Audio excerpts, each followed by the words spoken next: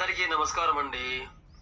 మరొక నిజం తెలుసుకుందాము. అదేమంటే మన మానవులు మాత్రమే ఆస్తులు ఆస్తులు అంటూ ఆ విధంగా ఎవరు ఎక్కువ సంపాదిస్తే వారు గొప్ప ఆస్తులమని వారు మురుస్తూ ఇతరులకు చెప్పుకుంటూ ఉంటారు.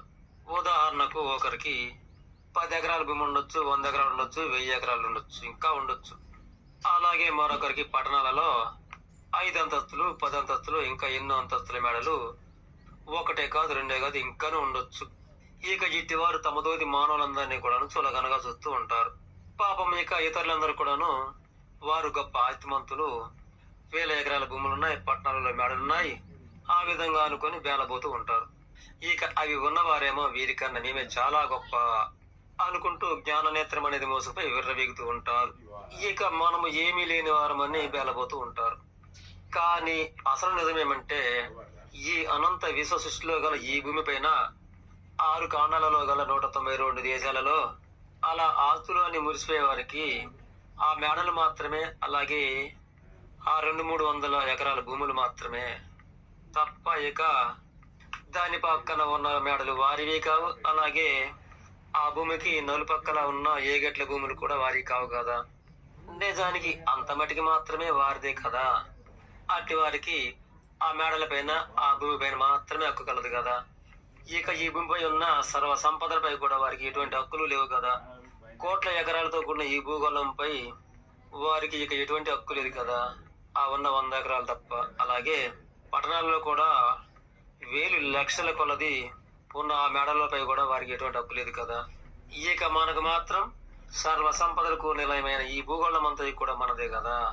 గుట్టలు, వాగులు, వంపులు, సముద్రాలు, అడవులు ఇవన్నీ కూడా మనవే కదా. నిజానికి మనకున్న ఈ ఆస్తుల్లో వారి ఆస్తి ఎంత, వారెంత. దీనిని బట్టి మనం తెలుసుకోవాల్సింది ఏమిటి? ఈ భూగోళంపై వారికన్నా మనకే వందల వేల లక్షల రెట్లు హక్కు ఉంది కదా. వాగులు, వంపులు, గుట్టలు, పుట్టలే కాక పట్టణాలు, పల్లెలు కూడా, అలాగే ఇంకను ఇతర మన తోటి జీవజాతులు కూడా మనవే కదా. అందుకే కదా అవి మనకి బంధువులుగా, మిత్రులుగా, తోడుగా ఉంటాయి. విచిత్రంగా వారు మాత్రం వారికి ఉన్న ఆ కొద్దిలో కొద్ది దాన్ని మాత్రమే మూఢంగా చూసుకుంటూ మురుస్తూ ఉంటారు. కానీ మనం ఈ భూ సంపదనంతా కూడా సమంగానే గౌరవిస్తుంటాం కదా. దీనిని బట్టి వారు గొప్ప సంపన్నులా, మనము గొప్ప సంపన్నులమా అని వారు తెలుసుకోలేకపోయినా, మనం తెలుసుకోలేకపోయినా నిజమైన నిజము అనేది ఇదే కదా. నిజానికి వారు వారికున్న ఆ కొద్ది దాన్ని మాత్రమే కాపాడుకుంటారు. కానీ మనము ఈ సమస్త సృష్టిని కూడా కలుషితం కాకుండా కాపాడుకునే బాధ్యతగా మనం వహిస్తూ ఉంటాము. అంతేకాదు ఇంకా మనము గుళ్ళు, గోపురాలు, ఇంకను ఇతర ఎంతెంతో గొప్ప నిర్మాణాలను అవన్నీ కూడా మనము కాపాడుకుంటూ చాలా సంతోషిస్తూ ఉంటాము. ఎందుకు అంటే ఇవన్నీ మనవే గనుక. దీనిని బట్టి మనం తెలుసుకోవాల్సింది ఏమంటే మనము వారికన్నా గొప్ప సంపన్నులము అనే నిజాన్ని తెలుసుకోవాలి. ఇట్టి సత్యాన్ని తామంతా కూడాను విశాల దృష్టితో గ్రహించగలగాలి. అప్పుడే మానవులైన మనకు విశ్వ రహస్యం అనేది కొంతైనా తెలుసుకోగలుగుతాము.